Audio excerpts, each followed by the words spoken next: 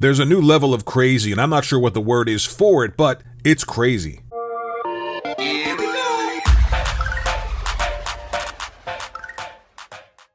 Welcome back to another video. Do you remember when the mainstream gaming sites were starting to jump the shark like Fonzie, saying things that were completely and totally ridiculous?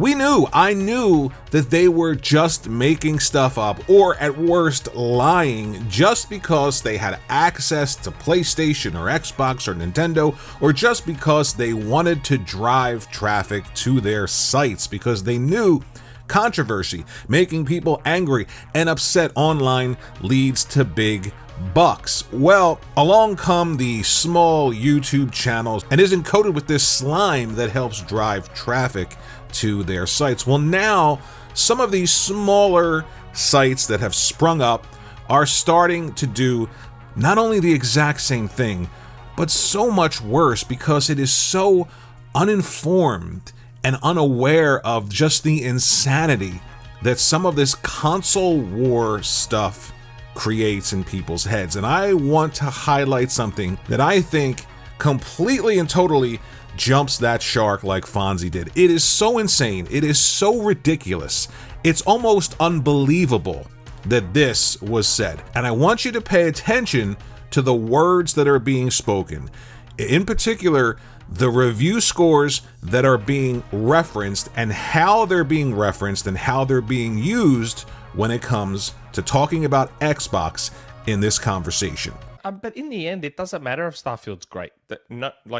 I'm already convinced that no one wants to give Starfield high review scores. I think they want to give it 8s, 8.5, 7, 7.5, so they can then create more content after that to say how Xbox sucks again. Now, if you're like me and somehow you've managed to get to the point where you understand that you do have your favorites, but you're old enough to understand that the bullshit that can pop up in your mind centered around your own bias needs to be addressed constantly, especially if you're talking to people. You want to put your best foot forward and you don't want to sound like you're completely insane. So let's listen, let's talk about what was said here. There are mainstream media sites out there in the wild that are waiting to give Starfield an 8.5. Let's just take one number, because 4 numbers were referenced: 7, 7.5, 8, and 8.5.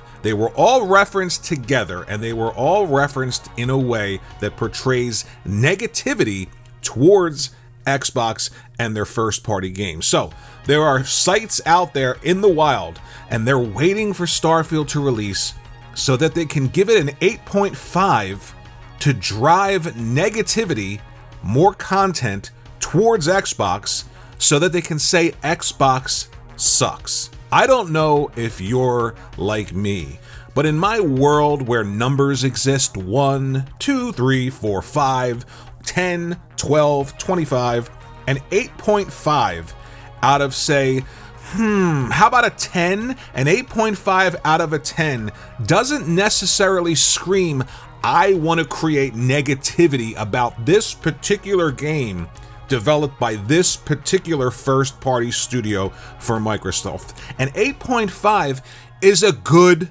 score. There are plenty of games that come out that get an 8.5 and are fantastic, because an 8.5 out of 10 is a good score. This is the insanity that social media and this everyone hates Xbox and I have to defend them creates. You have a site dedicated to Xbox. It's called Xbox Era. It's not called Gaming Era. It's not called We Love Games /Era.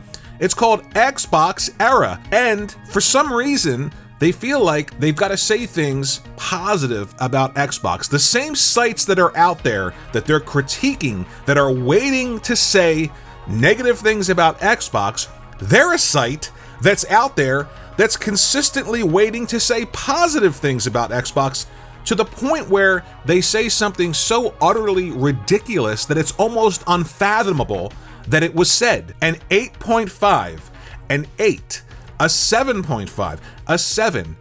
Those are bad scores. Those are scores that people are waiting to give Xbox so that they can say Xbox sucks again. What's even more insane is that the score, or one of the scores referenced as being bad and used to drive negative content towards Xbox, the 8.5, that score was used by this very site to give Redfall an 8.5. So logically, you would have to ask yourself, even if you're the person saying this, how in the world can I look at an 8.5 and use it as a negative for Starfield, and then turn around and give that same review score to Redfall, a first-party studio from Microsoft? I'm dedicated to saying positive things about Xbox, but I just used the score that I said was a negative to drive negativity towards Xbox. When you don't think it can get any worse in terms of just the nonsense driven around social media and gaming, this happens. But let me be clear, if you're listening to this as a PlayStation fan and you're laughing or you're jumping up and down, trust me when I tell you there are plenty of examples on the other side of PlayStation-centric websites or groups of people that get together in a podcast that say things that are absolutely insane. This one just highlighted it for me, and I was just baffled by the use of a score that is actually an incredible score for a new IP, and then that same score was used for a new IP by this very site. Insane insanity. Let me know what you think in the comment section below about all of this. Thanks for watching this video. Think about the like button, think about subscribing, and as always, I will see you in the next video.